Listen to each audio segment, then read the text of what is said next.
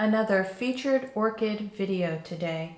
Not only is this Vanda a first-time bloomer, but this is the first time any Vanda has ever bloomed in my collection. I'm so very excited to share this one with you today. This beautiful purple bloom coming up at the Orchid Hut.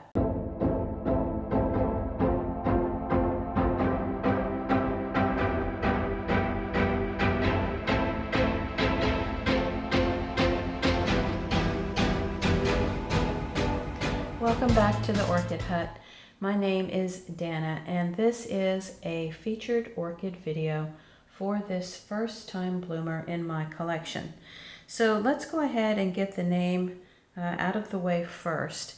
If the camera does not focus on this well, then I will be sure to insert the name as I'm editing the video. This is Vanda Pakchong Blue crossed with Srakaew.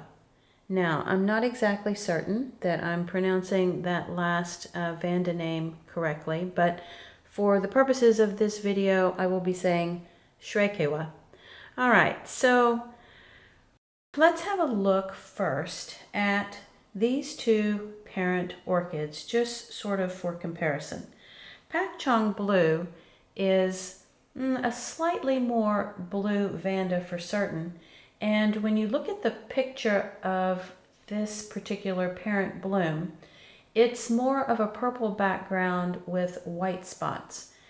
And then when you look at Srakaew, it's more of a pink bloom, but the patterning of the bloom is more similar to the flower on my Vanda.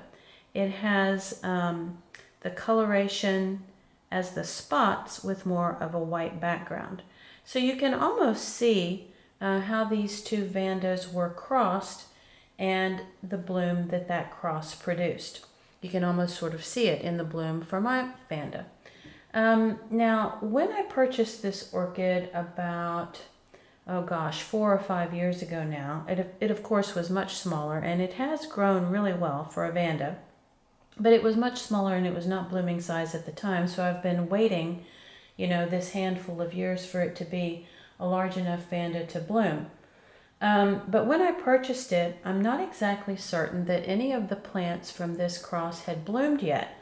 So the description of this Vanda when I purchased it was sort of like, we're not certain whether this is going to produce a blue bloom like one of the parents, a pink bloom like the other, or maybe something purple. And I do think that this particular bloom is a bit more purple than blue, like the blue parent. It's a little bit difficult to tell when you're looking at pictures online because some of the colors are maybe not exactly true to life. But in any case, very, very pleased with this. Purple is one of my favorite colors. Having a purple Vanda to me is just like, wow, I am so wowed by this particular spike. Now, one of the things, I guess, to know is that when you have a first-time bloomer, sometimes they're not exactly perfect, and I do think that is the case here. The third bloom is a little bit twisted, slightly smaller, and maybe some of the petals and sepals are not exactly formed 100% correctly. The second bloom on this side, though, is also rather nice. The other thing that happened, and I'll be able to show it to you in this clip, is that there is one bud on the top, so there was a fourth bud, and it blasted. So 3 out of the 4 bloomed, and the fourth one blasted, and that is sometimes also a characteristic of a first-time bloomer. So let's talk a little bit about how I grow this orchid. It is hanging during the growing season on the edge of the Orchid Hut, which is a mostly southeastern exposure.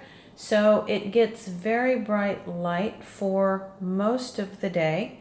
I do have to put shade cloth up though from time to time, just because of the angle of the sun is maybe a bit too intense and I don't want it to get sunburned, but otherwise it gets really high light. During the growing season, it is misted every single day. It is soaked at least once a week, and the soakings are when I fertilize it. The mistings are mostly just to keep the humidity up around the plant and around the basket. And you know, that just works well in my environment. It is completely dry by the end of the day, and I'm always careful not to get moisture in the leaf joints because that can lead to rot, especially on an extremely humid day. Rain showers I don't too much worry about. You know, if it happens occasionally, not a big deal. When temperatures drop you know, into the low 50 degrees Fahrenheit for the winter season, I do bring this one in under the grow lights. This particular year, the spike actually started forming a couple of months ago while the plant was under the grow lights, and this particular spike developed and bloomed under the grow lights during the winter season. Okay, so I hope that you enjoyed this featured orchid video. If you did, please give this video a thumbs up. Make sure you're subscribed if you're watching and you have not already done so, and click that notifications bell to let you know when I've posted something new. Thank you all so much for watching, and talk to you next time.